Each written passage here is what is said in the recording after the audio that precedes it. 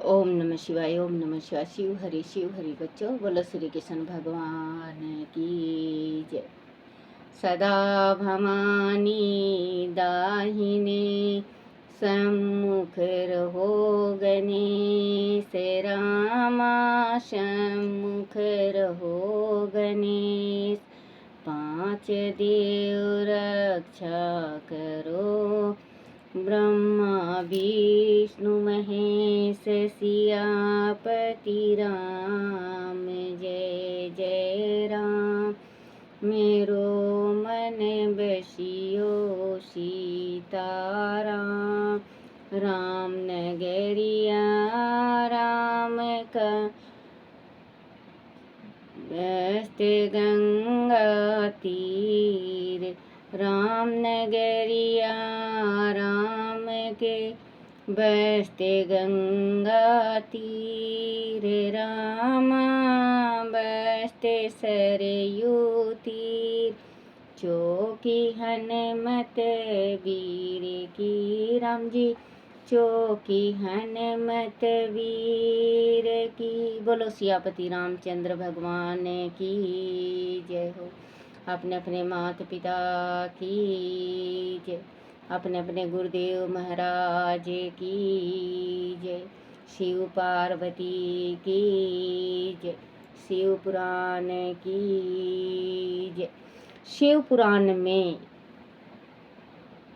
पूजन करने से तथा दीपक एवं घंटा आदि का दान देने से मनुष्य को शीघ्र ही वाक्य सिद्धि प्राप्त हो जाती है। उनके मुंह से निकली हुई हर बात सत्य होती है। कृति का युक्त बुधवार को किया हुआ श्री कृष्ण श्री विष्णु का यजन तथा दही भात का दान मनुष्य को उत्तम संतान की प्राप्ति करवाने वाला होता है।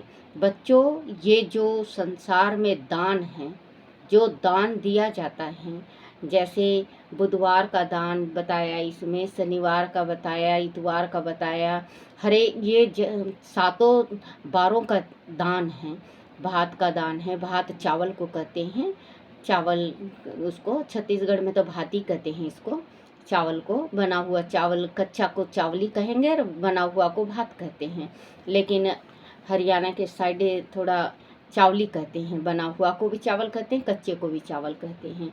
तो चावल का दान करने से दही भात का दान करने से संतान अच्छी होती है, बुद्धिवान होती है। जो संतान हमारी होती है, कोई कोई ऐसा संतान हो जाता है, माँ बाप का नाम ऊंचा कर देता है, उसका तो ऐसे होता है कि बहुत ज़्यादा हर एक इंसान कहता है देखो फलाने को जो बच्चा हुआ है परमात्मा बेटा हो तो उसके जैसे।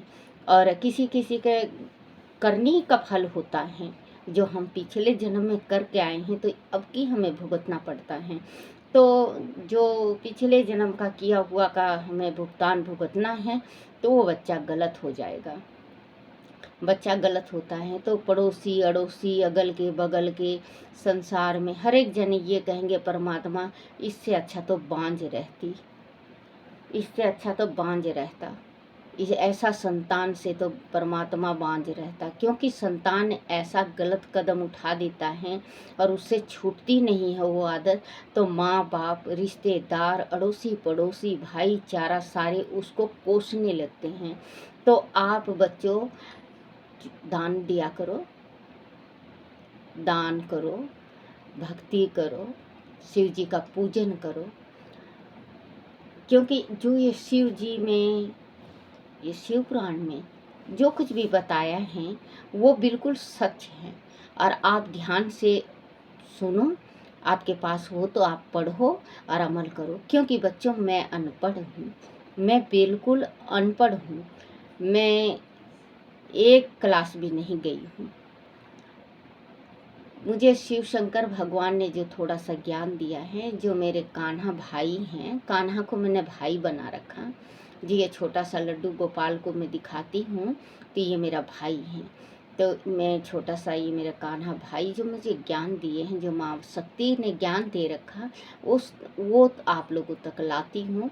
आप लोग ज़रूर पढ़ा करो, सुना करो और अमल करा करो, क्योंकि पढ़ने से और सुनने से और अमल करने से हमारे शरीर में जो तकलीफ़ है वो दूर होता है और हमें मोक्ष की प्राप्ति होती है। आपके बुजुर्ग माँ बाप हों तो आप चला के मोबाइल को रख दो, वो सुनेंगे। नहीं तो आपके पास अगर शिव पुराण हो तो आप पढ़े लिखे हो बच्चों, आप अपने माँ बाप को पढ़ के सुनाओ, क्योंकि बहुत अच्छा होता है शिव पुराण पढ़ना, भागवत पढ़ना, हर एक चीज़ पढ़ना बहुत अच्छा है। श्री विष्णु का यजन तथा दही भात का दान मनुष्य को उत्तम संतान की प्राप्ति करवाने वाला होता है। देखो बच्चों, इसमें है ना दही भात का, जो भात दही भात का दान करता है उसका पुत्र या पुत्री बहुत ही मंगलकारी होता है। और इसमें ध्यान से सुनना बच्चों, इसी में सारा चीज इसका बताया है, क्या दान करने से हमें क्या मिलता है। उत्तम संतान की प्राप्ति करवाने वाला होता है। कृतिका युक्त गुरुवार को धन से ब्रह्मा जी का पूजन तथा मधु, सोना और घी का दान करने से मनुष्य के भोग वैभव की वृद्धि होती है। कृतिका युक्त शुक्रवार को गजानन गणेश जी की पूजा करने से तथा गंध पुष्प एवं अन्न का दान देने से मानव के भाग उदय पदार्थ की वृद्धि होती है। उस दिन सोना चांदी आदि का दान करने से बंध्या को भी उत्तम पुत्र की प्राप्ति हो जाती है। ये जो शुक्रवार को दान करते हैं बच्चों, जो शुक्रवार को दान किया जाता है तो उनका मतलब जो गणेश भगवान का पूजन करने के बाद जो दान बताया है तो वृद्धि होती है। उस दिन सोना चांदी आदि का दान करने से, शुक्रवार का दान है बच्चों ये, दान करने से बंध्या का मतलब होता है बांझ, जिसको संतान नहीं होती, जिसके शादी को 10 साल 12 साल ऐसे हो गए हैं, उसको संतान नहीं होती, तो वो अगर शुक्रवार के दिन ये सोना चांदी का दान करे तो उसको उसकी झोली जरूर हरी हो जाएगी। चांदी आदि का दान करने से बंध्या को भी उत्तम पुत्र की प्राप्ति होती है।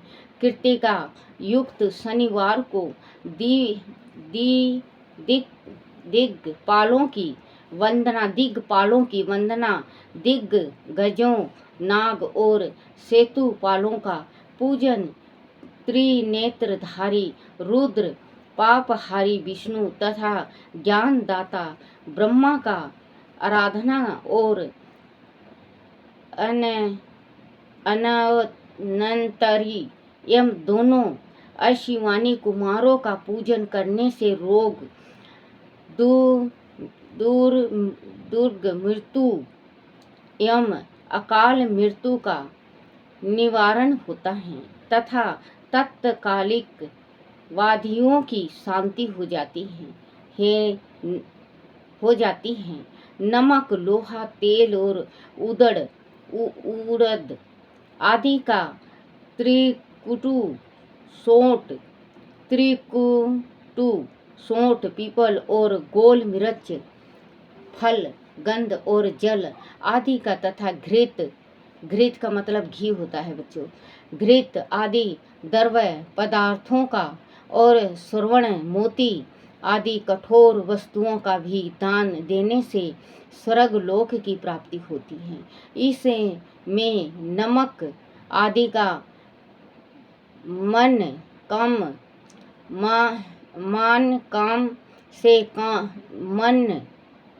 से कम एक प्रस्था मन शेर होना चाहिए, मतलब 4 किलो। अगर किसी को नमक दान करते हो आप तो कम से कम 4 किलो होना चाहिए। शेर होना चाहिए और श्रवण आदि का मन कम से कम एक पल धन की संक्रांति से यह पूष मास में उषा काल में शिव आदि समस्त देवताओं का पूजन क्रमशः समस्त सिद्धियों की प्राप्ति करवाने वाला होता है। इस पूजन में अंगहीन के मतलब अग्नि के चावल से तैयार किया गया जो अघन में कटता है, कार्तिक अघन, जो कार्तिक अघन में धान कटता है, उसका खीर बनाने से और भोग लगाने से हर एक मनोकामना हमारी पूर्ण होती है। और ध्यान से सुनना बच्चों, और ध्यान से इसको अमल करना। आप देख लेना बच्चों, आपकी हर एक मनोकामना पूर्ण होगी। चावल से तैयार किए गए हविष का नैवेद्य उत्तम बताया जाता है। पुष मास में नाना प्रकार के अन्न का नैवेद्य विशेष महत्व रखता है। मंगशीर मास में केवल अन्न का दान करने वाला मनुष्य को ही संपूर्ण अभीष्ट फलों की प्राप्ति हो जाती है। मंगशीर मास में अन्न का दान करने वाले मनुष्य के सारे पाप नष्ट हो जाते हैं। वह अभीष्ट सिद्धि, आरोग्य, धर्म, वेद का सम्यक ज्ञान, उत्तम अनुष्ठान का फल यह लोक और परलोक में महान भोग, अंत में सनातन योग, मोक्ष तथा वेदांतर ज्ञान की सिद्धि प्राप्त कर लेता है। बोलो शिव पार्वती की जय हो। बच्चों, इसको ध्यान से सुनना। ये शिव पुराण है। शिव पुराण को आप प्यार से ध्यान से सुनोगे तो आपको सारा समझ में आएगा। इसमें अभी दान का बताया गया है। पहले स्नान का बताए थे, स्नान का कि स्नान कैसे किया जाता है और पूजन। अब इसमें दान का बताया गया है। दान के बाद आपको जो हमारे गृहस्थी में अच्छे जो बड़े जो धनवान है उसका भी है और जो गरीब है उनका भी है। तो आप ध्यान से सुनोगे तो आपको बच्चों सब समझ में आ जाएगा कि किस चीज़ का दान कब और कैसे किया जाता है। क्योंकि जिसके घर में ग्रंथ एक या भागवत, जिसके घर में भी भागवत रखा है और सवेरे नहा धो के भागवत की पूजन करता है, ये शिव जी का पूजन करता है, शिव का, ये शिव पुराण का, उसका बच्चों उद्धार होता है। जो उसके पितर नरक में गए हुए हैं, जो प्रेत पितर, जैसे जवान कोई जहर खा के मर जाता है या कोई फांसी लगा के मर जाता है या कोई बीमारी से मर जाता है, तो वो प्रेत पितर बनता है। क्योंकि जो जवान है जिसकी शादी नहीं हुई है वो अगर मर जाता है तो वो प्रेत पितर होता है। तो क्योंकि मरने के बाद कोई अपना नहीं होता, वो घर वालों को फिर तंग करने लगता है, बहुत ज़्यादा परेशान होते हैं। कहीं कहीं तो देखने में इतना आ गया आता है बच्चों, क्योंकि हम ब्राह्मण हैं ना, हम पुरोहित भी हैं, हमारे जजमान भी हैं बनिए, तो जो ये हैं बनिए, अभी मैं याद आएगा तो मैं बताऊंगी। तो बच्चों ऐसे देखने में आया है कि वो इतने तंग करते हैं कि वो अपने माँ बाप को नहीं छोड़ते। वो रोटी के लाले पड़ जाते हैं उनके यहाँ। उनका कारोबार इतना फर्स्ट क्लास है, बहुत सुंदर काम रहेगा, लेकिन जब कोई ऐसा हो जाता है, घटना घट जाता है और उनके प्रेत पितर बन जाता है, तो वो सारे पूरे परिवार को हिला डालता है। उसको फिर शांति करवाने या तो गया जी जाते हैं शांति करवाने, या हरिद्वार में है प्रेतशिला वहाँ पे, या पेहवा है क्योंकि हमारे शर्मा जी पंडिताई किया करते, इस वजह से थोड़ा थोड़ा ज्ञान मुझे भी है कि प्रेत जो प्रेत पितर हो जाता है तो जो अच्छा पितर होता है, जो हमारा साथ देता है, जब उस टाइम दूसरा प्रेत पितर खड़ा हो जाता है तो वो उसके साथ वो भी तंग करने लगता है। तो कहते हैं कि पहले ही अपना जाब्ता करवा लेना चाहिए, जो इतना नौबत ना आ जाए कि घर बार छोड़ने को पड़ जाए। जो प्रेत पितर रुष्ट हो जाता है या पितर रुष्ट हो जाते हैं तो उनके घर नहीं रहता, वो शमशान के समान हो जाता है। तो अपने पितर को मनाओ, अपने अगर पितर को मनाओगे देवी खुद आ जाएगी। और आप लोगों को अगर पता नहीं है कि हमारे कुल के देवता हैं या देवी हैं, जैसे देवता में ऐसे पितर देवता होते हैं, लेकिन हनुमान जी हैं, बालाजी हैं किसी के देवता और कुल के देवता, और किसी के श्याम हैं, खाटू श्याम, और किसी के शंकर जी हैं, किसी को मतलब अपने अपने घर का रूल होता है। किसी का देवी है, किसी की शाकुम्भरा है, किसी का दुर्गा है, किसी की कामाक्षा है, किसी की काली है। कुल की देवी बच्चों, कुल की देवी और कुल का देवता, जिसके कहते हैं ना कि हमारे कुल के देवता नहीं, हमारे कुल की देवी नहीं। हर एक इंसान के कुल के देवता और पितर देवी पितर हैं, क्योंकि ब्रह्मा जी ने पितर जिस टाइम बनाया था। अगर आप कहते हो कि हमारे पितर नहीं है, तो मान लो आपके पितर नहीं है, लेकिन जो ब्रह्मा जी का पितर एक है, एक पितर जो दिया हुआ है, ब्रह्मा जी ने बनाया था पितर और पितरी, वो तो बच्चों आप लोगों के साथ सदा जीवन रहेंगे। तो बच्चों आप ध्यान से पूजन करा करो, पितरों जी को मनाओ। और कुल देवी का जो जिसको पता नहीं कि कुल देवता और कुल देवी कौन है, तो आप बच्चों एक माला रोज आप ध्यान से एक माला ओम नमः शिवाय का जाप करो। नहीं तो विष्णु भगवान का है, श्री कृष्ण भगवान का है, हे नाथ नारायण वासुदेवाय, ओम नमो भगवते वासुदेवाय, ओम नमो भगवते वासुदेवाय, इसका जाप करो। और जिस टाइम माला 108 मनिया संपट में हो, उसी टाइम कह दो कि हे मेरे प्रभु, हे मेरे नाथ, हमारे घर की देवी या देवता जो भी हों सपन में दिख जाओ। हमारे आपको देख लेना बच्चों, आपको सपन में दिख जाएंगे। आपके कुल देवता चाहे देवी हो या देवता हो, आपको सपन में दिख जाएंगे। फिर आप अपना उसी हिसाब से अपनी कुल देवी बना लो, क्योंकि कुल देवी बिना मुक्ति नहीं होती, गति नहीं होती, पितरों का तर्पण नहीं होता।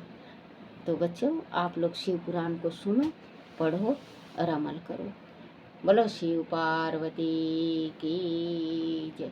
अपने अपने गुरुदेव महाराज की जय।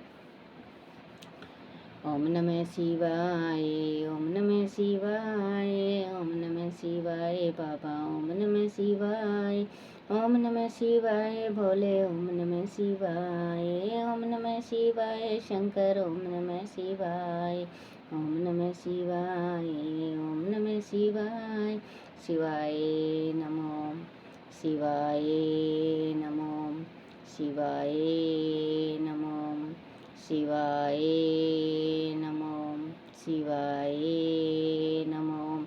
ओम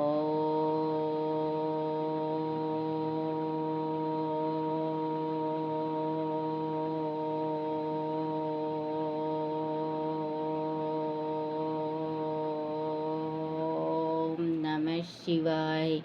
बोलो शिव पार्वती की जय हो। नमः शिव, शिव पे